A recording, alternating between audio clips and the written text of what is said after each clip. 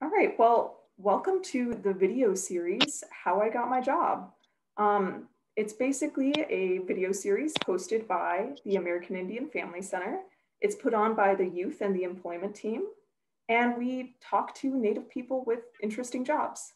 My name is Adele. I'm an employment counselor at AIFC. I'm Standing Rock, Lakota, and here with me is Michelle Gonzalez. So, Michelle, can you introduce yourself? I am Michelle Gonzalez. I live in Milwaukee, Wisconsin. And some of you may know my mother, Pam. She works at AIFC. She's very nice. She is very nice. Make sure you tell her that. Yeah. I am the eldest daughter of 6 younger brothers. And some of you probably know some of my brothers too. They help out around the center sometimes. I am 41 years old and just getting started in my new journey of employment and just finding myself. No, that's really cool. So you are a solar installer.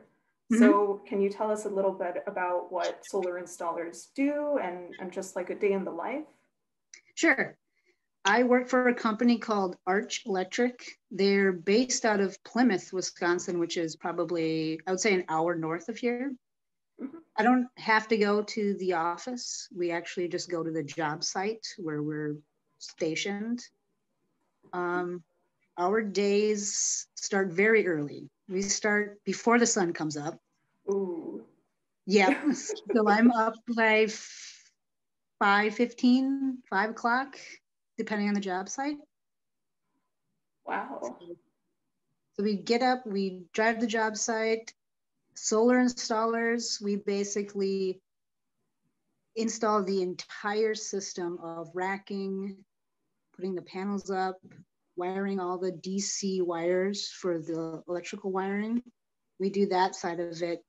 And then the electricians do all the AC, and they kind of oversee make sure that we're doing it right and up to code. Okay. So we're not exactly electricians. We're not trained electricians, certified, but we do deal with the DC power side of it. No, that's really interesting. So are you like working like with people's homes, like with businesses, or? We have 3 different crews. We have a residential crew who do mainly people's homes, personal homes. And then we have a commercial crew, which I'm on right now. And we do, right now I'm at MATC Mequon, which is Milwaukee Area Technical College. So we're putting up, almost their entire roof is being filled with solar panels to offset their energy use. That's really cool. And I'm imagining a really long job, like for a whole school. Yep. Yeah, it takes a couple months to do that. And then there's the utility side. And that's where you really break a lot of ground. You actually are working with utility companies, and it's just a big field of solar panels. And that takes quite a while. Yeah. But if you're interested in this field, you have to like the outdoors, because it's 8 to 12 hours outside. Wear sunscreen. Wear sunscreen.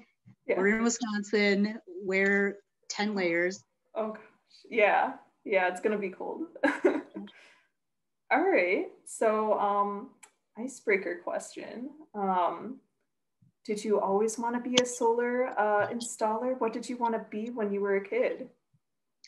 You know, I had friends who always had an idea of what they wanted to be when they were a kid, and I just would always daydream about what I wanted to do, like a million things. Like, I want to be an EMT, or I want to be a smoke jumper and fight fires out west. Or it was across the board of what I wanted to do, and I think that's kind of what led me up to this. I do really appreciate the renewable energy aspect of this whole business. Yeah. Yeah, I was about to ask you what led you to that field. Is there anything else that like led you to this job? Well, I initially went to Madison Area Technical College for diesel technology, and I was a diesel mechanic for a year, working on big semis and big equipment, heavy equipment. And then I moved to Milwaukee and then worked for 3 years as a boat mechanic and fixed large, like little fishing boats all the way up to big 60-foot yachts, and was Wow. working on a lot. But while I was in school, I noticed they had a renewable energy certificate program at MATC. And it was only a couple credits. So I took some classes and I was interested in what they were doing and Yeah. kind of like morphed over. That's really cool. So is schooling or training required to be a solar installer? It's not required, but a lot of the employers, they like to see that you may have there's a program called the NABCEP certification. It's the North American Board of Certified Energy Practitioners. And it's a mouthful. It's a Very mouthful. fancy. Very fancy, very formal. No, it's not. I have found out about that certification through, here's another fancy word, the MREA, which is the Midwest Renewable Energy Association. And they're a great resource for all of this. And if you're interested in PV, solar, just finding classes, online classes that you can get certified and get the NABCEP certification, Mhm. they're a great resource. And they also have a resource board for jobs. So whatever company is hiring, and they'll list the positions. So it's a good resource for that. Oh, that's really cool. All right. Well, looking back on your career, what was the not the worst necessarily, but the most difficult job that you ever had? I would have to say working at the truck company when I was a diesel mechanic, Okay. and only because it was very physically taxing. Like I was lifting oil pans that were the size of me to keep them up underneath trucks. And I think that was probably the most difficult for me. I Okay. mean, there's a lot to know in Yeah. that field, like mentally, but you can learn that as it goes. But you can only do so much that, your body will allow.